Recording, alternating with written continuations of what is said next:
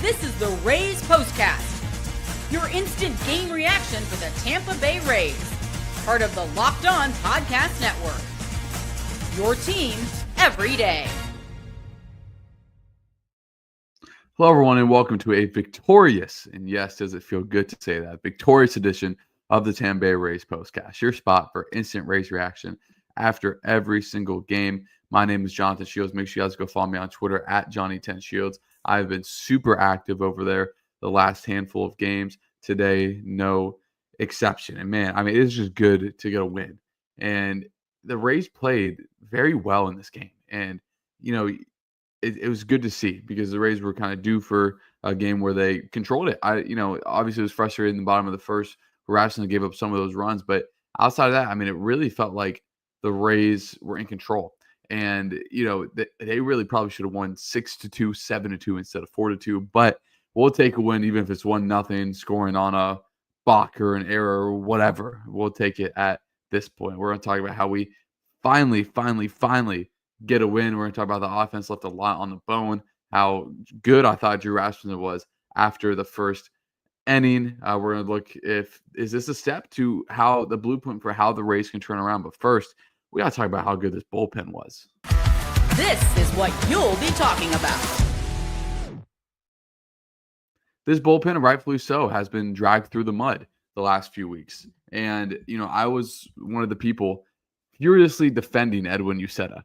And I, you know, kind of pushed back on him and Eric Orsi both being a two-inning reliever, but more on Orsi than Uceta. It's just good to see Uceta have that break in the All-Star break. Uceta, since the All-Star break, 7 innings, 11 strikeouts. Dominant stuff, not to mention 0 runs. And when I tweeted that earlier today, I had to go double check, you know, the game log on ESPN because I was like, you know, or my bad, excuse me, I'm shortchanging Uceta. I did not take in his 2 strikeouts in the second inning. 13 strikeouts since he's come back from the All-Star break. So, I mean, he's just been disgusting. I'm telling you, everything is based off that fastball. When that 95-mile-per-hour comes out and it's high in the zone, it just lets the changeup play off it so much better. And that's why, and we haven't done this a lot, that's why Edwin Uceta is our player of the game. This is the Locked On Player of the Game.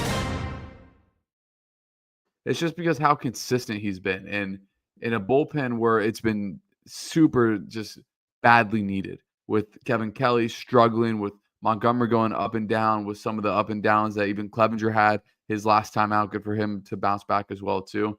You know, it was absolutely needed for Uceta to step up. And there's a lot of people in this very comment section saying DFA Uceta. I was not one of them. I held truth in the belief of his stuff. And I thought he was overworked. And he was. And, you know, he gets back from that break from the All-Star break, and all of a sudden he's a completely different pitcher. And the bullpen itself was just so good. You know, you get Uceta in the 6th and 7th. You get Clevenger in the 8th. And how about the aggressive management from Kevin Cash? Right when John Collier Stanton comes up, you go get Clevenger. You put in Pete, and then Pete makes quick work of Stanton. I mean, just obliterates him. And then, you know, Pete, that was only his 3rd time getting a 4-out save in his career. You know, and it's something you don't see all the time from Pete, and something that he struggled with. You know, I remember vividly it was in Minnesota last year where Pete had to go out for that 2nd inning and he got shelled. So it was really good to see him bounce back and, you know, really kind of take control in that 8th inning. Obviously, the 9th inning can never get too easy. You get the McMahon single, and then DeLuca, you know, puts together one of the best catches I've seen, you know, in a minute from a Rays player. It seems like these great catches in the outfield have been coming against the Rays. I mean, Bellinger had another one today. There's a bunch in the Red Series. So it was just good to see, you know, the Rays come out and, you know, get a win in a game like this. So get a win in general. It doesn't matter what kind of game it was. And large credit to the bullpen. That's why I want to start with the bullpen for sure. But now let's get to our turning point, which I thought happened in the 5th inning. Time to reveal where the game was won or lost. It's the turning point. I choose the 5th inning, and when Josh Lowe got that single, and not the 1st inning with Junior, even though that was huge. And, you know, because, by the way, Josh Lowe, we've talked about it here, really starting to heat up. Another 2 hits that should have been 3, comes up. Tough. I mean, you got the starter for the Yankees pounding 97, 98, 99. Yeah, he was a little wild at times, but it wasn't a lot of Josh. And Josh, 0-2, anticipating fastball, shortens his swing and just laces it into center. And, this was after in the fourth, the Rays got first and second, nobody out, couldn't do anything with it. You see a bizarre Chandler Simpson double play. They got it in the fifth, and, they were able to get to third with nobody, or with only one out. Couldn't cash in there after the Josh Lowe single, but it was so big for the Rays just to finally break through in that spot, because they should, they could have broken through a lot more times. And the seventh was the big one when it was second and third, nobody out. I thought the Rays might lose the game after they didn't cash in there in the seventh after the Yandy walk and the Ronda double. And then again in the eighth, you get bases loaded, less than two. Diaz does a job to get that insurance run. And, the Rays just kind of went from there. So it was everyone in the lineup today. Taylor Wall's another 2 hits. He continues to just be a solid bat in this order. And again, he's up to 223, guys. I told you, if Taylor Wall hits above 215 with how good he is defensively, you saw another one of his gems in the infield off Volpe today. You get Tristan Gray, who I thought got robbed in the first. Not robbed. He had the ball 110 off the bat, just laced it right to Bellinger. I thought he's, ever since his first 2 at-bats, his last 3 or 4 at-bats has been really good for Tristan Gray, and someone that is probably not going to be on the team come Wednesday. So, he was able to put together a lot of really good things for the Rays while he was here. And, who knows what the future holds for him. Maybe he is still on the team. You never know what could come from that. But, you look up and down this lineup, everyone got a hit except for Chandler and Jake Magna, who we'll talk about later. And Yandy didn't get a hit, but he had 2 walks and a sac fly. So, all that kind of equates to a hit. But, you get a Rondo with 2 hits, Junior with the big home run, Josh Lowe, and all those guys in the Red Series, minus Josh Lowe a little bit, add in Yandy, have struggled to put the bat on ball consistently. So to see that and to see how the Rays probably should have scored more, their expected bat average, take that with a grain of salt, was almost 40 points higher than the Yankees. So I definitely think it was one where, the Rays were in control of the game, and honestly, we're a hit away from it really being a 6-2 game instead. But we're going to talk about Drew Rasmussen. We're going to talk about, can this team turn it around and potentially not be sellers at the trade deadline. We're going to look ahead to the game tomorrow right after this. This episode is brought to you by Monarch Money. Ever wish managing your money felt easier? With Monarch Money, it can. Whether you're growing your savings or planning a big purchase, Monarch puts you in the driver's seat. It's like having your own personal CFO, giving you full visibility and control over your finances. Monarch Money is more than a budgeting app. It's a complete financial command center where you track all your accounts, investments, and spending in one place. So in addition to managing your money, you're also building wealth. You guys know my favorite part about Monarch. It can take out things like the stuff you spend on takeout, subscriptions that you're not really using, and how you can reinvest that money. So take control of your finances with Monarch Money. Use code LOCKEDONMLB at monarchmoney.com for 50% off your first year. That's monarchmoney.com, code LOCKEDONMLB for half off your first year. This episode is also brought to you by Game Day Hue. And this episode is also, so is this hat, is also brought to you by Game Day Hue for Rays fans just like you guys and myself as well. This one is perfect. It's a clean, no logo gear with team-inspired colorways for every pro and college fan base. It's about letting your colors speak for you. No giant logos, just smart, versatile style that works on game day, on the course, or anywhere in between. So you guys know you can wear this golfing, you can wear this on the boat, but I wore it on a walk this morning, and guys, it hit 100 degrees in Tampa yesterday for the first time since like 1890. It was hot. If you guys see, it's breathable. So you really get your bang out of your buck with this. And also, if you are into golfing, it comes with the matching golf glove, which is also awesome. So shout out to Game Day Hue for sending this all to me. And right now you get 15% off with code MLB15 at gamedayhue.com. That's gamedayhue.com. The code even stacks on bundle deals. So now's the time to load up. Let your colors talk, because colors speak louder than words. That's gamedayhue.com, code MLB15. So if you guys are in the live, make sure to leave a comment. Can the Rays build on this? Let me guys know in the comments, and also what you saw from the bullpen. Let's talk about Drew Rasmussen. Really rough first inning for Drew. I'm not going to sugarcoat it for you guys. Really, really rough first inning. And More than usual. I mean, he was really fastball cutter, sinker. He was really all hard stuff today. Only threw the curveball and sweeper combined 5 times.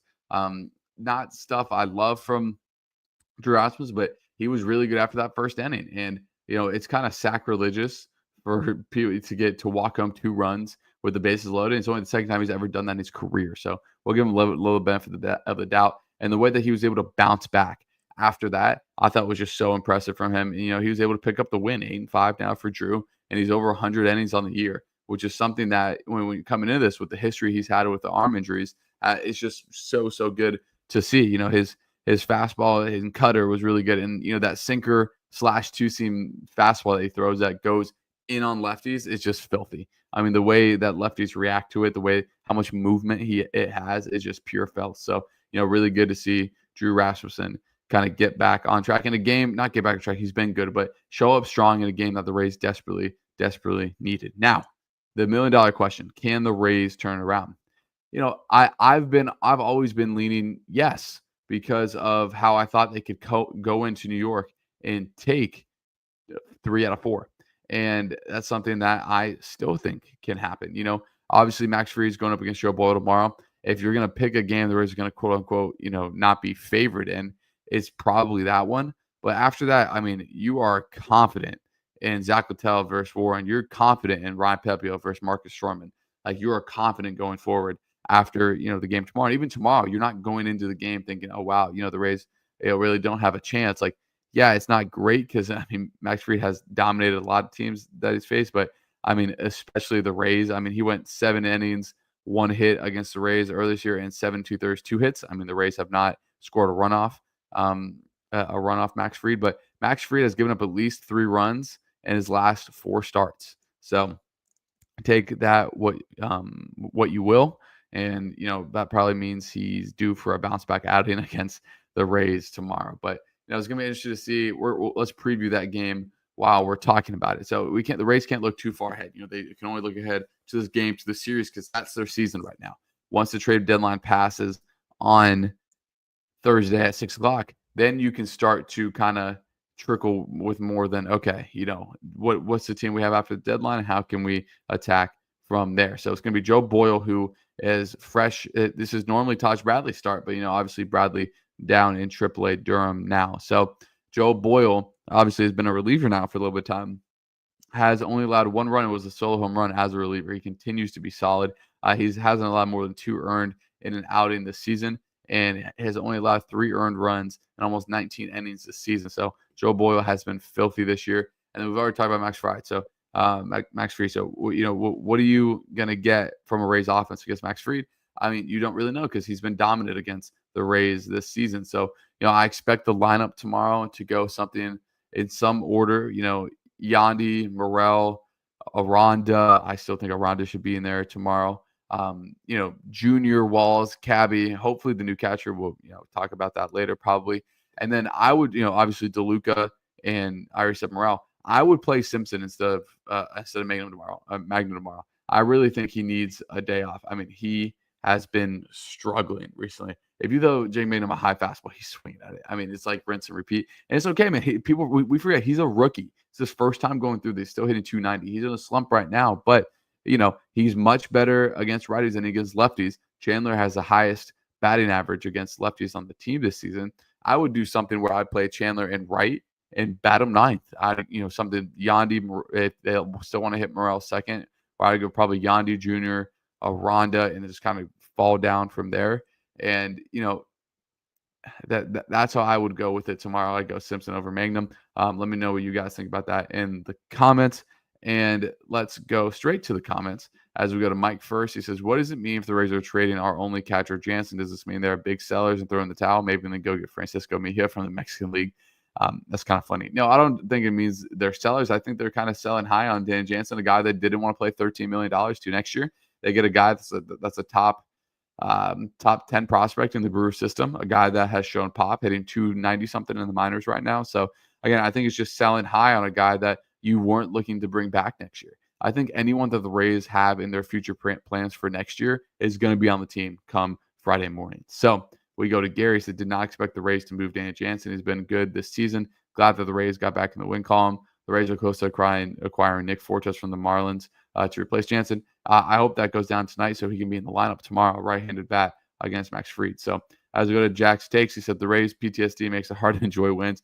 Glad they finally got one, but it's hard to celebrate till they string some together to make us believe again. I was happy they got a win, man. Today was the first time in a while I felt like the Rays weren't running through quicksand, where it wasn't difficult to get runners on, stacking hits together. So I think this was one where the Rays really stack up well against the Yankees right now. Again, if you steal a game tomorrow, which the Rays are due for, you kind of put yourself in a position. But now the Rays have put themselves in a position that if they lose the game tomorrow, that they are set up very advantageously to go into the last 2 games of the series and be able to close it out well. As we go to Ezra, they say we're learning from our mistakes, recovering from the errors, let the momentum keep going. I 100% agree. As we go to I Love Lego, says once Bilal comes back, this offense will return to normal. Sucks to see Jansen go, though I'm looking forward to see Nick Fortes.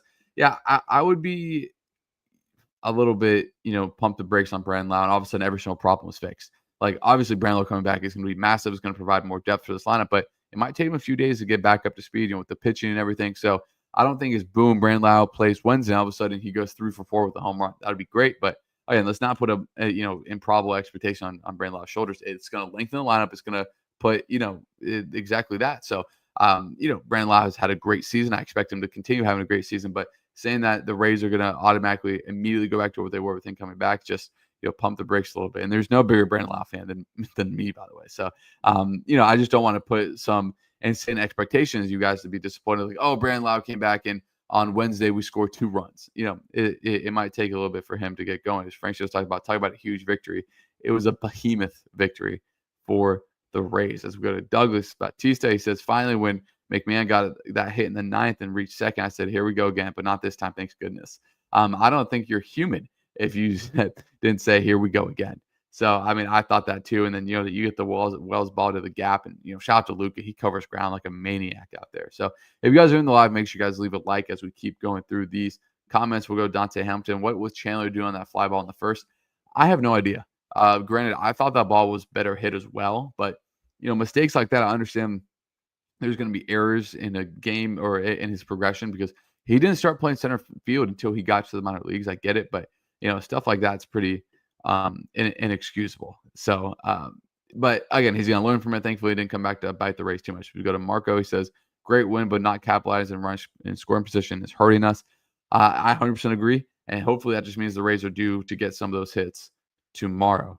As we go to Sarah Parker, she said it was good to see Edwin pitch well. It was fantastic seeing him pitch well. He's been fantastic since the All-Star break. So again, if you guys have any last comments, make sure you get them in. Just happy for a Rays win, man. It was just like a relief kind of fell off the chest when the Rays won. And Boston has a runner on third, nobody out against the Twins. So again, now it's time to scoreboard watch. There are 3 teams that are tied for the last 2 wildcard spots. It's Boston, Texas, and Seattle. Texas down 2-0 to the Angels. Boston's tied with Minnesota, but runner on third, nobody out in the 9th. And Seattle's up 1-0 on the Athletics. So, all you need is really kind of one of those teams to lose, and it's, you gain a game. That's all you hope. Ideally, 2 of those teams lose, but you get one of those teams lose, you gain a game, and you just kind of go from there. But you're also gaining a game on the Yankees as well as live here. Boston takes the lead on Minnesota 4-3. So we will just go from there. Can't scoreboard watch too much. You got to just take advantage of the opportunity in front of you, which the Rays is. The Yankees is in front of them right now. So we're gonna wrap it there. I appreciate everyone for joining live. It was fantastic to see a Rays win. Hopefully they can get another one tomorrow. If you guys watch the whole thing, like, comment, and subscribe, and we will see you guys tomorrow night.